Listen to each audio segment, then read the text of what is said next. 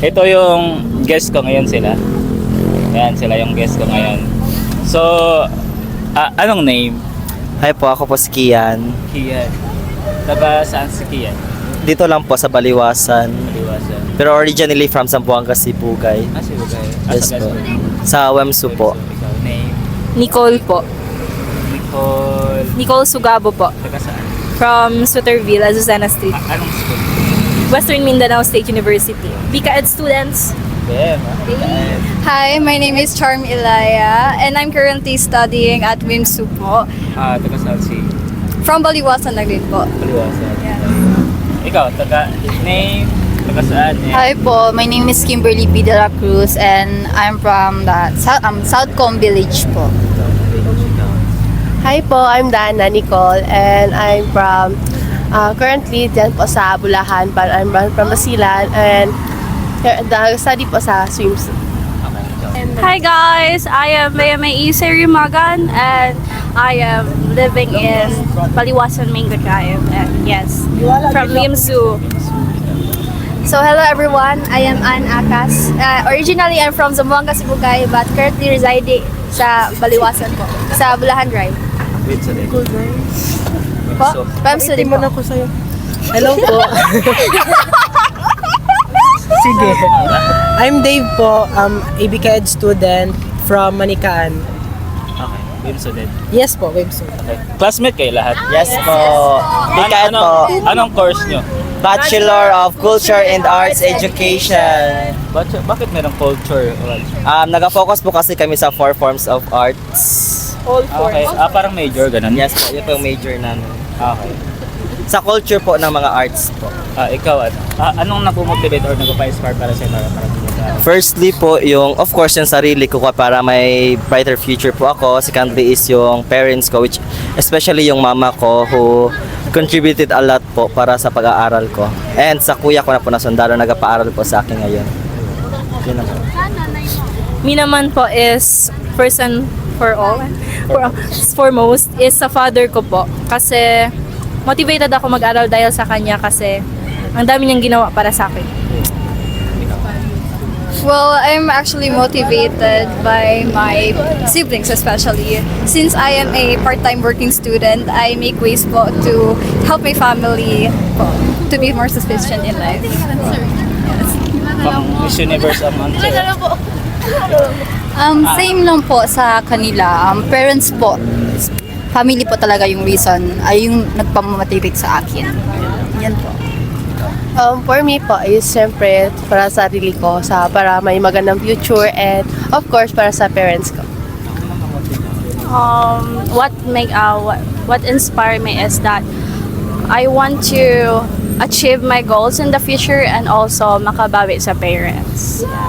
Same lang sa mga sagot nila, family, friends, and syempre to glorify God. Wow. Yes. Ano nang papa-inspire? Huwag na mong motivate sa'yo para mag-aral. Ano? Siya, oh. Pera. Yung family and friends ko yun po. Yun lang.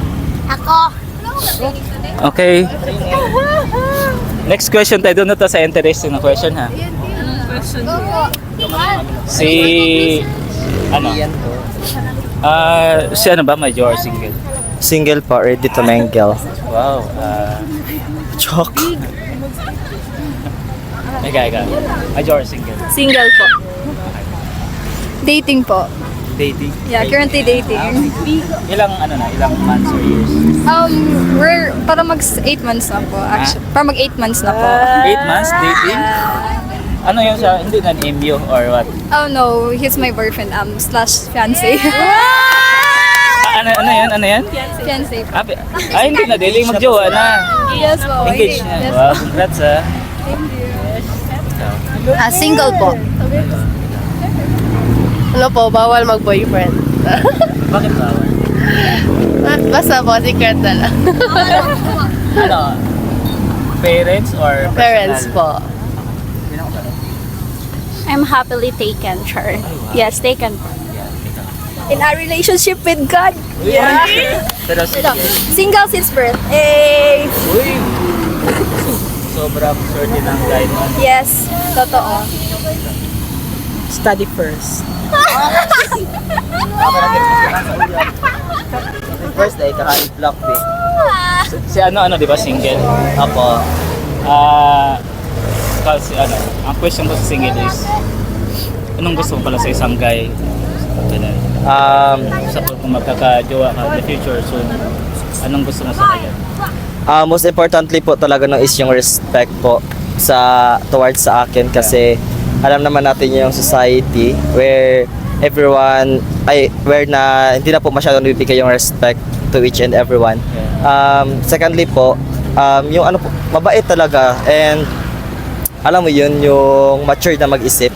Kasi syempre ngayon sa college, yung gusto talaga yung parang pangmatagalan na relationship. And physically naman po, gusto ko po yung moreno, medyo matangkad po sa akin, singkit, tapos ano po, ducks. Tsaka, pogi, hindi na. Pwede yun kuya, okay na yun siya basta ano, mabait lang. Kahit hindi pogi, basta moreno. Okay, pwede din ano kuya, yung average. Okay. Kasi di naman din ako kasing ano, pogi, di naman din ako may tsura kaya. Ganda lang. Yeah. Iayon yung ano, yung wants sa kung anong meron. Yeah. Tama din. Ay, anong gusto rin sa isang guy? Ano lang, Si SSP. Ano siya? Single ba to or taken? single po. Okay. Single. Oy. Wag guys, mag-iyak ako. Yeah, wag na. Wala man. Ano lang kuya, not totally sa physical. I mean, at some point, yeah. Pero most importantly talaga is yung personality ng isang tao. Basta type mo lang siya physical. No, Gusto mo siya. Parang personality. physical appearance. Basta gusto mo lang siya. Yes. Yes, physically attracted. Pag sinabi kasing physically attracted for me is hindi talaga yun siya real love. Yeah. And for me is yung inanap ko sa isang guy, syempre green flag. Pag sinabi natin green flag, more on personality talaga. And of course, family-oriented. Pero iba-iba definition ng green flag ha? Kasi iba-iba Yes. yung gusto yung tao din. Oh, ito more specific. Yun na nga, family-oriented and parang malapit siya kay God and of course, priority niya yung yung akads niya. Parang alam niyo yun, parang yung walang paki sa So, akin.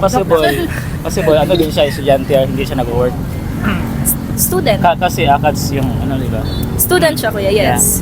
Yun lang. Okay. Pero, kakabreak nyo lang na. Uy. So far ngayon, wala kang type na guy or Wala kuya. crush sa school or what? Wala. Ano po? Ano ka mo na expectation na Currently moving on and I love myself. Yeah. Sarili muna over everything. hindi ka nag-expect na magbalikan pa kayo ng boyfriend mo? I don't think so. Ayan. Kasi siya naman yung Siya yung bumitaw. yes. And okay na rin yun siguro. Pwede ba natin i-topic yung bakit kayo nagkahiwalay ganun? May reason po siya and may reason po. Pero hindi naman siya nag-cheat. Hindi naman po. O hindi. Hindi. Parang may reason po siya and wala naman po akong magagawa doon kundi intindihin na lang. Since, nag-ano lang ako sa daloy ng life. Ilang months na kayo nag-break? Or weeks or days? Wala pa pong months na ba? Wala pang months. Weeks pa lang po. So parang medyo fresh pa sa utak. And Ano naman, nasa acceptance stage na po. Okay. Ano din siya sa webso? Sa Wimso din. Okay. Anong message mo sa kanya ngayon? Hello. Sana okay ka lang. I mean, wala. Hindi ko alam. Hindi ko alam kung paano ka haharapin. Yun lang. Kasi kung haharapin kita, wag din. Galit ka sa kanya? Hindi ko po alam. Basta Galit like, ka kay nakipag-break siya sa'yo? Ganun. Or galit ka sa reason sa may choice po akong magalit, pero mas pinili ko na lang po intindihin. Yeah. Okay na yun, kuya. Yeah, thank you. Ikaw? Well, Si naman? Engaged na ka, di ba? yes. Wow. Ilang months kayo naka-relationship bago nag-engage? Probably about 4 months po. 4 months? Tapos bakit agad-agad nag-propose agad yung guy? Well, I believe po naman kasi like, it's not about the time that you spend together, Yeah. but it's about the commitment that you will have for each other. Kasi naman po, in a world, I mean like, we're living in a society where people nowadays are having a lot of hard times building a relationship. Right. Pero yung nakilala ko po siya, umiba pa yung perception ko about love. And because of him, I have been able to gain more trust Yeah. and knowledge, Yeah. and also awareness and a lot more emotional knowledge, emotional ano yun? EQ, no? Emotional intelligence po sa Yeah. relationship. Yeah. Yes. Saan siya ngayon? Nag-work or school? Currently studying din po. Game student? Yes po, yung student. Makakabilib yun na-propose agad yung guy. Yeah. Bihira, It's just, bihira. I believe that when a guy like truly propose, it just really shows how committed he is. Yeah. Especially when you're both date to marry. Yeah. Classmate mo? No po. Actually, Ibang course? yes po, Biz HM. Okay, good. Ano pala? Anong nagustuhan mo sa kanya? Well, for me naman po kasi if you're going to ask me the same question as them po, kung ano pa yung mention ko na qualities, then I believe that I won't be mentioning any qualities that I'm looking for a man. For I believe na nahanap ko na po yung sa isang lalaki. Very well. Yes. So far yung may ayaw sa ugali niya or wala naman?